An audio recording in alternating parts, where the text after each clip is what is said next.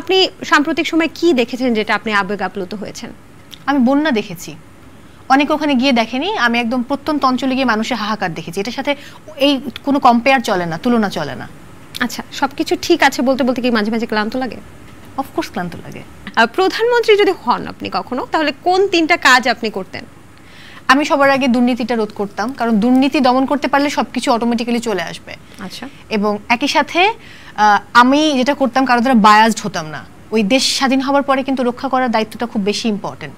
So সেই দায়িত্ব বলে না যে স্বাধীনতা অর্জনের চাইতে রক্ষা করা বেশি কঠিন। সো সেই কঠিন দায়িত্বটাকে আমাদের পালন করতে হবে, জেনারেশন জেডকে পালন করতে হবে। আচ্ছা, বেশ ভালো। প্রধানমন্ত্রী হলে কোন 3টা বিষয় আপনি করতেন না? করতাম না? হ্যাঁ, ডেফিনেটলি। এক নাম্বার হচ্ছে যেটা করতাম না, সেটা হচ্ছে যে প্রধানমন্ত্রীর হয়ে এই যে হুটহাট জাতীয় সংসদে বসে কথা বলে ফেলা, এটা আমি বর্জন করতাম নিজের থেকে। যে কোনো একটা কটূক্তি করা, আমি একটা ভিডিও শেয়ার করেছিলাম, আপনি দেখেছেন কিনা, যে বাংলাদেশের একটা পত্রিকা, সেই পত্রিকাটা জনগণের শত্রু এবং তারা দেশের ভালো চায় না, দেশের জন্য খারাপ বয়ে আনবে, এরকম কিছু একটা উনি বলেছিলেন। একজন প্রধানমন্ত্রী কেন একটা ব্যক্তি প্রতিষ্ঠান নিয়ে কথা বলবে? তিনি তো প্রধানমন্ত্রী, সবার প্রধানমন্ত্রী। দ্বিতীয়ত যেটা করতাম না, আমি শোনা কথায় কান দিয়ে একটা সিদ্ধান্ত নিয়ে গো ধরে বসে থাকতাম না। আমি নিজে ওটা পর্যবেক্ষণ করে তারপর সিদ্ধান্ত নিতাম। আর থার্ডলি হচ্ছে আমার আশপাশের নেতাগুলোর ক্ষেত্রে আমি চিন্তা করতাম যে নেতারা কি আসলেই পদের যোগ্য? আমি যোগ্য নেতাদেরকে বসাচ্ছি? এই যোগ্য নেতারা কি আমার দেশটাকে সুন্দরভাবে পরিচালিত করতে পারবে? এগুলো ভেবে চিন্তে তারপর আমি তাদেরকে দায়িত্ব হস্তান্তর করতাম। ছোটবেলায় বড় হয়ে কি হতে চাইতেন?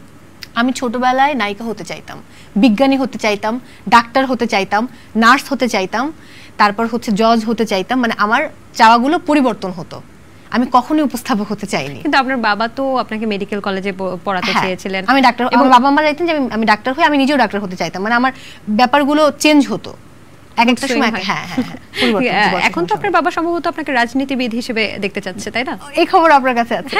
আচ্ছা, ওই যে হাড়ির খবর। এখন এই হাড়ির খবরটা, বাবার স্বপ্ন আমি পূরণ করতে পারবো না, আমার রাজনীতি করতে পারেননি, এখন করেন? আমার কোনো ইচ্ছে নেই। কখনো না? না, কখনো প্রশ্নই আসে না। বাবা, আমি মাপ চাই। আচ্ছা, প্রেমে পড়েছেন কয়বার? বহুবার। আনুমানিক, মানে ক্যালকুলেটর না, এটা বলা মুশকিল। প্রেমে মানুষ বহুবার পড়ে। আচ্ছা, প্রিয় নায়ক কে, অপূর্ব না নিঃস্ব?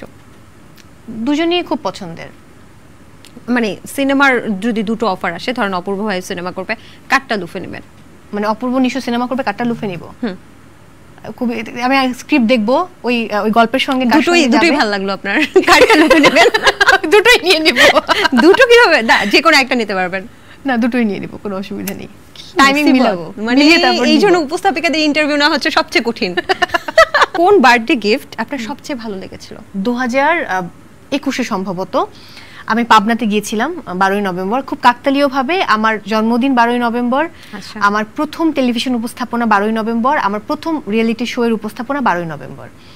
সো ওদিন হচ্ছে ওখানে যারা স্কয়ারের যারা কর্মীরা আছেন, এরা আমাকে যেভাবে সারপ্রাইজ দিয়েছিলেন, সো ওটা আমার জন্য বেস্ট বার্থডে। আপনার কোন কাজটা করতে ভালো লাগে না, তারপর আপনি করেন, মানে করতেই হয়? অনেক সময় শুটিং করতে ভালো লাগে না, যে অতিথিকে হয়তো আমার প্রশংসা করতে ইচ্ছে করছে না, কিন্তু প্রশংসা করতে হচ্ছে, তখন খুব মেজাজ খারাপ হয়। আপনার কোন বদঅভ্যাসটা আপনি আসলে পাল্টাতে চাচ্ছেন? আমি পাল্টাতে চাই মানুষকে বিশ্বাস করার যে বদঅভ্যাস আমার রয়েছে, মানুষকে আপন ভাবা, সেদে সেদে মানুষের উপকার করা, এটা আমি বহু বছর ধরে পাল্টানোর চেষ্টা করছি, কিন্তু পারছি না। মানে মানুষের উপকার করলে কি আসলে কষ্ট পেতেই হবে? আমার কাছে মনে হয় যে আমি জীবনে যে মানুষগুলো সবচেয়ে বড় উপকার করেছে, ওই মানুষগুলো আমার সবচেয়ে বড় ক্ষতি করেছে। ক্যারিয়ার নিয়ে আপনার ভবিষ্যৎ পরিকল্পনা কি? পরিকল্পনা, উপস্থাপনা যতদিন করা যায় করব, তারপর হয়তো আমি মানে আমার প্ল্যানিংটা আলাদা। আমার মানে টিচিং প্রফেশনে যাবার একটা ইচ্ছে আছে, সেই জায়গা থেকে আমি হয়তো আরেকটা মাস্টার্স করতে দেশের বাইরে যাব, এরকম একটা প্ল্যানিং চলছে। আপনার কি মনে হয় উপস্থাপনার ক্ষেত্রে বয়সটা ম্যাটার করে নাকি দক্ষতা বা যোগ্যতা? দক্ষতা বা যোগ্যতা, ডেফিনেটলি। আচ্ছা, মন খারাপ থাকলে কি করেন? মন খারাপ থাকলে আমি প্রচুর গান শুনি, সিনেমা দেখি। আপনি কি এখনো ডিপ্রেশনের মধ্যে আছেন? ডিপ্রেশন শব্দটার সাথে আমি বোধহয় পিএইচডি করে ফেলছি। আমরা আসলে যতটা হাসছি, হ্যাঁ, মানে আনফেয়ার, ডিপ্রেশন, মিথ্যাচার, তারপর হচ্ছে মানে মিথ্যা ব্লেম নেওয়া, এগুলোর সাথে পিএইচডি হয়ে গেছে আমার, তো আম পারফেক্টলি ওকে। আচ্ছা, আপনার হাতে 5টা মার্কস আছে, 5 মার্কস। আপনি একজন অভিনয় শিল্পী নিজেকে এবং একজন উপস্থাপক, দুটোকে যদি 5 নাম্বার সমানভাবে ভাগ করে দেওয়া হয়, আপনি কাকে কত নাম্বার দিবেন? অনুপাত যদি করা হয়? অনুপাত করা কঠিন, উপস্থাপক এবং অভিনয় শিল্পী 4:1 দিব। উপস্থাপনায় 4 দিচ্ছেন? আমার তো এটাই পেশা না, আমি এটাই করি। আচ্ছা, তাহলে 1 খালি অভিনয় শিল্পী হিসেবে। হ্যাঁ। আচ্ছা, এই যে আমরা নতুন একটা রাষ্ট্র পেয়েছি, বলা যায় যে নতুন বাংলাদেশ পেয়েছি, জেনজির মাধ্যমে সবাই বলছে, তো আগামীর বাংলাদেশ আপনি কিভাবে দেখতে চান? আমি চাই যে আমি যে হঠাৎ করে বলে ফেললাম না, আসলেই বাক স্বাধীনতা আসুক, সুষ্ঠুভাবে সবকিছু চলুক, আমরা সুন্দর জীবনযাপন করতে পারি, দেশে কোথাও গেলে যেন আমরা একটা সুষ্ঠু বিচার পাই, প্রত্যেকে যদি আমরা প্রত্যেকের কাজটা সঠিকভাবে করি তাহলে না এই অরাজকতা হবে না, মানে সহিংসতা হবে না, আমরা একটা সুন্দর রাষ্ট্র হিসেবে জীবনযাপন করতে পারবো, একটা সুন্দর সমাজ গঠন করতে পারবো। এবং নিরাপত্তাটুকুও কিন্তু খুব জরুরি। আমার এখন মানে এই যে সবকিছু মিলে যে অবস্থার মধ্য দিয়ে আমরা গেছি, একটা ট্রমার মধ্যে ছিলাম, নতুন করে আমরা আবার বাঁচতে শুরু করেছি। সো নতুনভাবে যেন আমরা আসলে এই নতুন স্বপ্নটাকে ক্যারি করতে পারি লং টাইম, এটা আমি চাই।